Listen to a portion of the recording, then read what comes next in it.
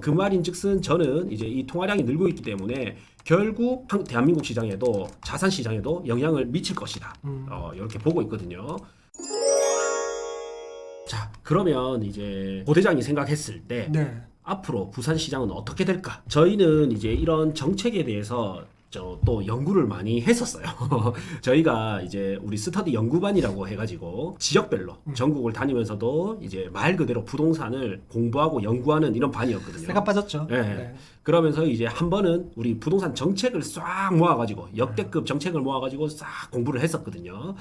이 정책이라는 거는 결국 정치인이 이거를 짜게 되는 거고, 그럼요. 그러면 이제 대중의 그러니까 국민들의 이런 시선을 의식할 수밖에 없거든요. 그런 부분에서 보면 저는 이제 부동산을 볼 때 크게 5가지 요인을 놓고 봅니다. 요거를 제가 이제 PPT로 놓고 같이 한번 이제 보여드릴게요. 네. PPT 뭐 준비한 건 아니고 즉석에서 해야 되게 됐는데, 자, 저는 첫 번째가 유동성이 엄청 중요하다고 봅니다. 그 다음에 수요, 그 다음 뭐 우리 흔히 말하는 공급, 그 다음에 저는 이제 가격이 싸냐 아니냐, 가치, 저평가냐 고평가냐 뭐 이렇게 보고, 네. 그 다음에는 금리도 우리 중요하죠. 그 다음에 이제 같이 보는 게 6번째가 부동산 정책이거든요. 정책. 여기는 이제 부동산 정책도 있을 거고, 세금, 그 다음에 금융 이런 정책도 있을 거 아니에요. 네. 이렇게 많이 보는데 일단 제일 중요한 게 제가 위에 유동성을 넣어놨잖아요. 네. 유동성이 일단 너무 중요합니다. 그렇죠. 이건 네. 부동산뿐만 아니라 모든 거시경제, 모든 재테크, 뭐 이런 거에 다 포함된 맞습니다. 내용이잖아요. 예, 예, 예. 그래서 크게 보면 그 자본주의가 많이 발전한 나라 미국도 마찬가지고, 결국에는 이런 돈이 이렇게 풀린다면 이제 주식이든 집이든 이런 식으로 결국에는 수렴해서 가게 돼 있거든요. 그리고 한국도 마찬가지예요. 그래서 유동성이 풀리냐 안 풀리냐가 일단 전체적으로 방향성을 결정하는 큰 역할을 하거든요. 맞습니다. 그리고 이 유동성에는 M1 통화량이 있고 M2 통화량이 있습니다. 그래서 M1 통화량은 정말 진짜 가볍게 빨리빨리 쓸 수 있는 바로 쓸 수 있는 현금 같은 거고, M2는 이제 2년 이내에 현금화를 할 수 있는 이런 돈이거든요. 그래서 시중에 돈이 많으면 아무래도 이런 자산 시장에 돈이 많이 들어올 거고, 돈이 적으면 적게 들어오고 이럴 거란 말이죠. 그렇죠. 저도 부동산 공부를 할 때 어떤 생각을 했냐면, 우리는 지금이 투자 타이밍이냐 매도 타이밍이냐 어떤 타이밍이냐 이런 생각을 많이 하는데, 사람들은 그렇지 않더라고요. 언제가 투자 타이밍인지 아세요, 소장님? 돈 있을 때죠. 맞아요. 그래서 오늘 같이 이렇게 모임이라든지 아니면 우리가 강의를 할 때 뭐 30명, 50명이 오실 거 아니에요. 네, 뭐 10명의 모임도 있고, 그러면 누군가는 매도하고 싶은데 똑같은 시기에 있는데 누군가는 매수, 투자를 하고 싶단 말이죠. 네. 그럼 그 차이점이 뭐냐? 이분은 돈이 부족해. 그러면 자기 자산을 팔아야 되고, 이분은 돈이 많아. 그러면 투자를 해야 된단 말이죠. 그래서 이걸 보면서 유동성이 정말 중요하구나라고 많이 느꼈고, 제가 시간이 너무 길면 좀 재미가 없을 거니까 네. 유동성은 일단 M2 통화량은 꾸준히 증가하고 있고요. M1 통화량은 조금 줄어들다가 지금 턴이 돼서 상승으로 바뀌었습니다. 상승으로 바뀌어서 통화량이 갈수록 늘고 있고요. 다음 미국의 통화량도 늘고 있습니다. 그 말인즉슨 저는 이제 이 통화량이 늘고 있기 때문에 결국 대한민국 시장에도 자산 시장에도 영향을 미칠 것이다. 이렇게 보고 있거든요. 그러면 주식이든 예를 들어서 부동산이든 이제 좀 와야 된다 보고요. 다음 이제 이 돈이 부동산으로 오는데 1차적으로는 보통은 어디로 가냐면 서울로 가거든요. 근데 서울을 수도꼭지를 틀어서 이제 유동성이 하늘에서 떨어진다. 근데 서울이 이제 막혀버린 거예요. 그러면 어디로 가느냐? 지방 중에 가장 큰 데로 간단 말이죠. 그래서 보면 지방 중에 가장 큰 도시가 어디입니까? 땅덩어리가 크나요? 아니면 인구든 경제 규모든 그렇죠. 이러면 부산이죠. 그래서 부산 또 보면 이 뉴스에도 일부 어제 잠깐 봤던 것 같은데, 이렇게 보면 어제 뉴스에도 보면 우리 이렇게 고대장님이 매일매일 네. 이렇게 올려주십니다. 예, 그렇죠? 예. 여기 보면 이제 이런 거 좀 재밌었습니다. 아니나 다를까 부산 센텀시티 수도권 규제 반사이 기대 해가지고 여기 주목받고 있다. 규제 피한 지방시장에 투자 관심 쏠리고 있다. 이런 내용들도 있죠. 맞아요. 예. 그리고 저희는 이제 진짜 수도권 수강생분들도 많이 계시기 때문에 그분들 이제 동향도 좀 알 수 있거든요. 그럼요. 이분들이 생각보다 우리 부산 사람보다도 오히려 부산이나 대구나 이런 곳에 투자를 하고 싶어 합니다. 그럼요. 우리가 네. 부산이면 뭐 우리 대한민국 제2의 수도권이라고 할 정도로 그 정도 영향력은 있죠. 네. 그래서 과거에 보면요. 이게 너무 먼 과거긴 한데, 자, 예전에 보시면 이제 노무현 정부 때 부동산 규제를 엄청 했죠. 네. 그리고 2007년, 2008년에서 금융위기가 터졌단 말이에요. 그래서 이 지표는 조금 늦게 나오지만 2008년 2월 달에 이명박 정권으로 교체가 됐습니다. 그리고 금융위기가 터지다 보니까 이명박 정부에서는 규제 완화 정책을 펼쳤거든요. 가격이 이제 요때 급락을 했단 말이에요. 그러면서 완화 정책을 펼치니까 서울이 다시 올라버리는 거예요. 그래서 이 보면 거의 정고점 다 왔어요. 거의 정고점 다 왔다는 거는 지수가 거의 정고점이라는 거는 개별 아파트는 정고점 돌파 단지도 나왔다라는 맞아요. 거겠죠. 예. 그럼 마치 지금과 많이 흡사했단 말이죠. 그러다 보니까 이제 이명박 정부에서는 깜짝 놀래가지고 LTV를 축소시켰어요. 다시 대출 규제를 좀 쪼았단 말이죠. 그러니까 부동산 투자했던 분들이 주식이나 비트코인에 큰 돈 생각보다 많이 못 넣어요. 많은 분들이 용 소장님 같은 경우에도 주식이나 비트코인 한다 하더라도 내 자산에 조금만 넣지 큰 돈 하겠습니까? 아, 못 넣죠. 네. 그러다 자기가 잘 아는 거 해야 돼. 네, 맞죠. 부동산에는 우리가 큰 돈을 좀 베팅을 하지만 주식과 부동산에는 부동산 하는 사람들은 큰 돈을 베팅을 못 한단 말이죠. 그러면 내가 서울 사람 입장에서는 어떻게 되냐면 제2의 서울을 찾거든요. 그럼 제2의 서울이 어딜까? 그럼 서울 수도권이 이제 요때는 규제를 하니까 조금 힘들다 보고 그때 어디로 왔냐면 부산으로 왔었습니다. 그래서 2008년부터 금융위기장이었지만 부산은 급격한 상승을 했죠. 딱 봐도. 예. 그리고 나서 부산 사람들이 우리 흔히 저희도 요때 이제 투자자로 있다 보니까 그냥 20대 막 피레미로 이래 있었거든요. 그때 이제 뭣도 모르고 이제 부산 사람들은 어땠냐면 본진 털렸다. 약간 우리는 부산 또 오르나 안 오르나 부산은 안 올라. 집값 너무 싸다. 맞아요. 서울 집 팔면 부산 집 2개, 3개 산다. 막 이랬었거든요. 그런데 서울 사람이 과감하게 막 와서 사는 거예요. 특히 해운대부터 이래 사갔거든요. 그러면서 본진이 털렸잖아요. 그러니까 눈치 빠른 부산 사람들이 어디로 갔냐면 제2의 부산, 술래잡기 하듯이 대구를 갔었습니다. 그렇죠. 그러면서 대구가 2011년부터 이제 상승장이 왔었거든요. 이 당시에 서울은 여전히 계속 좀 하락했었습니다. 그러다가 이제 2011년부터 13년까지 대구장이 있다 보니까 부산도 올랐고 대구도 올랐는데 서울은 이제 떨어진 거죠. 그러면서 야 이제 서울이다 이러면서 서울을 사람들이 가게 됐었거든요. 이때 진짜 갭 투자 열풍이 엄청나게 맞아요. 불었잖아요. 네.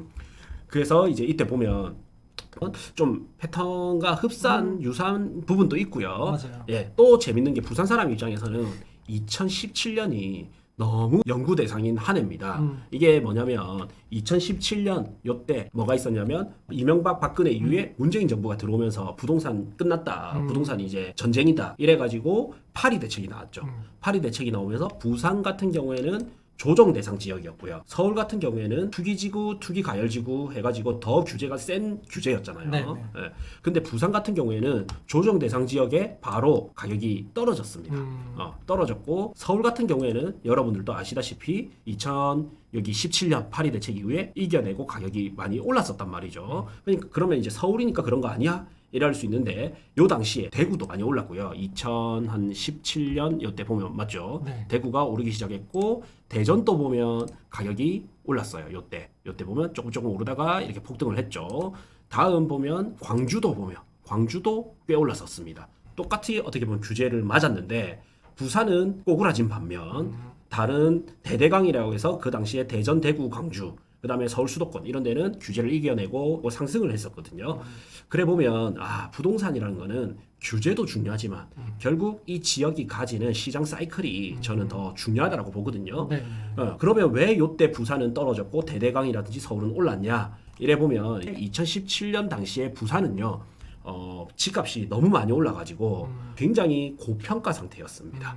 그리고 그 이후에 입주 물량도 많았고요. 그래서 부산은 고평가 상태의 입주 물량이 또 많다 보니까 좀 오그라진 반면 네. 서울이라든지 대전이라든지 대구, 광주 이런 데는 입주 물량도 그렇게 많지 않았고 가격도 나름 이제 좀 많이 못 올랐단 말이에요. 맞아요. 그래서 이 상승 흐름을 잠깐 주춤했지만 결국 뚫고 이겨낸 거죠. 그러면 이제 지금 부산과 서울은 어때 했을 때 저는 이제 서울은 고평가 상태인 반면 부산은 여전히 아직까지는 이제 어느 정도 저평가에 가깝다 생각을 하거든요. 그리고 가장 중요한 게 앞으로 부산이 공급량이 또 없습니다.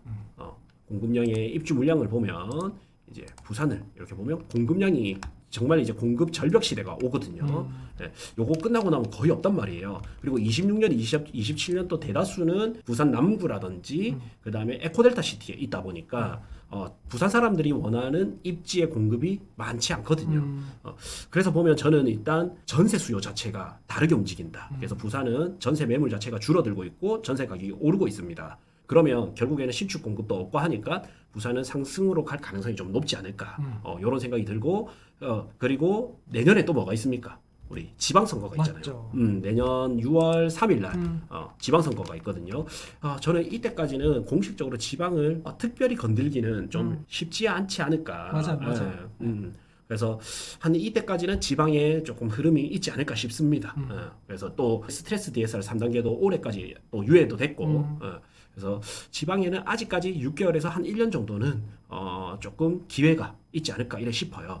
그리고 많은 서울 사람들도 수도권 사람들도 오히려 지방에서 기회를 찾고자 하는 사람들도 좀 움직일 수 있는 원동력을 만들어준 거 아닐까 뭐 이런 생각이 듭니다. 네, 맞습니다. 네, 자 이렇게까지 뭐 봤고요. 우리 혹시 소장님 또 추가로 하실 말씀 있으신가요? 추가로 뭐 좋은 말씀 많이 해주셔가지고 근데 이제 뭐 여러 가지 유동성 이런 사이클인데 저는 이제 아무래도 재화잖아요. 네. 부동산도 제어하고 물건이다 보니까 물건을 보는 기준, 뭐 거기에 대한 성능, 프리미엄, 뭐 이런 여러 가지가 있잖아요. 네. 무엇보다 어떤 물건이든지 가격적인 매력이 있어야 그게 수요가 붙고 또 공급도 되고 이렇게 한다고 봐지거든요. 네. 그래서 아까 우리 매매 지수 보여드리면서 전국 8도를 다 보여드렸는데 결국은 제가 보는 그 지역의 사이클은 일단은 기본적으로 가파른 상승이 있기 전에는 항상 가격이 좀 심하게 조정이 있었거나 네. 하락이 있었거나 이런 게 필히 전제 조건으로 좀 깔려 있었던 것 같아요. 네. 그래서 여러 가지 말씀을 많이 해주셨지만은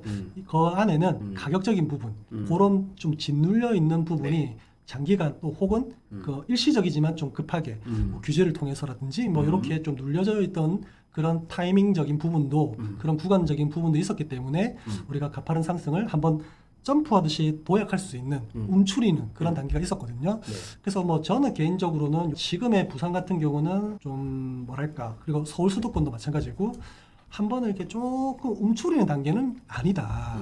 그래서 가파른 상승은 좀 있기는 힘들지만은 저는 그럼에도 불구하고 좋은 급지, 좋은 단지, 좋은 세대, 상품성을 좀 따져야 되는 게 앞으로는 양극화가 더욱 심하게 될 건데 그런 좋은 단지, 뭔가 좋은 걸 하려면 사실은 시간이 지나면 없습니다. 좋은 거는 그때뿐이라고 저는 철저하게 경험을 통해서 더 느껴봤기 때문에 그런 수요들이 지금의 좋은 단지, 좋은 가격을 하나하나씩 선점해가는 그런 과정인 것 같아요. 네. 그래서 내가 좋은 거 사고 싶고 좋은 가격에 사고 싶다면 좀 더 서둘러야 됐었어요. 네. 그리고 지금도 마찬가지고 미래 일정한 시점으로 본다면 지금도 서둘러야 되는 거고요.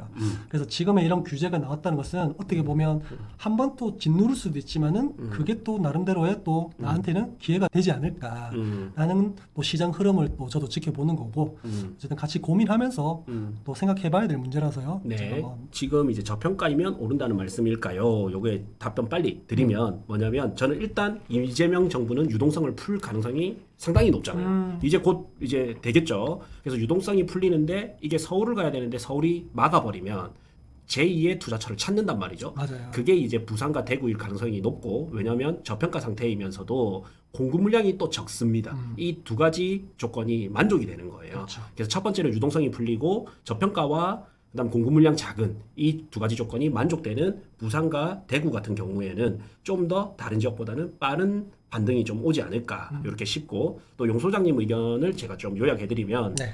우리가 코로나 때만큼 엄청난 가파른 상승은 누구도 예측할 수 없죠. 네. 그러면 입지 좋고 단지 좋은 상품 가치가 있는 좋은 단지를 선별해서 들어가자라는 거죠. 그렇죠. 계속 양극화가 일어나고 있기 때문에 맞습니다. 그래서 좋은 입지에 선별된 부동산을 본다면 훨씬 더 좋은 결과가 있을 거다. 네, 이렇게 이제 마무리를 하고 그다음에 질의응답 또 네. 하도록 하겠습니다.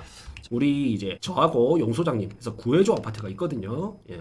요거는 우리가 1차적으로 용 소장님이 상담을 먼저 해드리고요. 그래서 지금 현재 상태에 따라서 어느 정도의 집을 살 수 있고 이런 것들을 어느 정도 대출을 받아야 되고 갭으로 가는 게 나을지 대출 끼고 투자를 하는 게 나을지 네. 이런 전반적인 상담을 해드릴 거고요. 다음 제가 이제 어떤 아파트 단지를 보는 게 나을지 해드리고 그다음 이제 현장 답사 같이 가고 그 다음에 계약까지 이렇게 다 도와드리거든요. 이 과정에서 필요하면 대출 부분이라든지 법무 상담이라든지 이런 것들도 다 도와드릴 겁니다. 네. 요래서 가격이 220만 원이 아니라 55만 원입니다. 네. 예, 55만 원 해서 우리가 한 달 동안 너무 많은 분들을 많이 못 봤습니다. 왜냐하면 이게 사람이 이제 뛰는데 시간의 한계가 있기 때문에. 할 수 있습니다.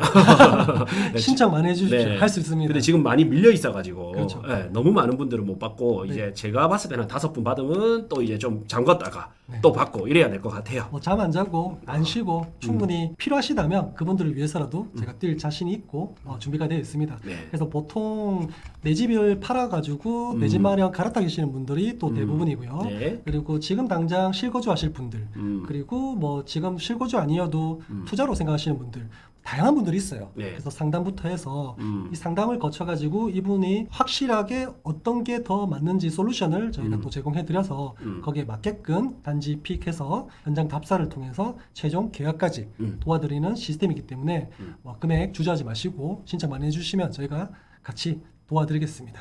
저는 무엇보다 자신 있는 부분은 네. 우리 유튜브 채널을 과거부터 한번 보십시오. 정말 그 시기에 맞게끔 가장 효율성이 좋은 아파트들을 정말 잘 찾아서 알려드리고 있습니다. 이것만 하더라도 저는 55만 원 이상 효과는 충분히 볼 수 있다 보거든요. 네. 거기다가 우리 용 소장님 같은 경우에는 또 단지별로 가격 차이가 다 있잖아요. 아우, 동호수별로 그렇죠. 다르고. 네. 근데 그거를 정말 귀신같이 차등을 잘 두거든요. 뭐 제가 귀신 같다기보다는 오히려 저의 또 기준이 있고 뭐 저도 투자도 하고 중개도 하다 보니까 네. 그런 기준에 맞고 우리가 상담을 되게 좀 농도 있게 네. 쉽게 합니다. 그래서 그런 상담 딱 맞춤형이죠. 어떻게 네. 보면. 그래서 그렇게 하기 때문에 어떻게 보면 딱 맞게 저희가 계약까지 도와드릴 수 있는 겁니다. 네. 여기서 진짜 어떤 선택을 하냐에 따라서 작게는 몇백만 원, 그럼요. 몇천만 원, 크게는 억 단위 이상 또 나중에 미래가 달라질 수도 있거든요. 그래서 내 집 마련이 필요하시거나 아파트 투자가 필요하신 분들은 꼭 한번 신청해 보십시오.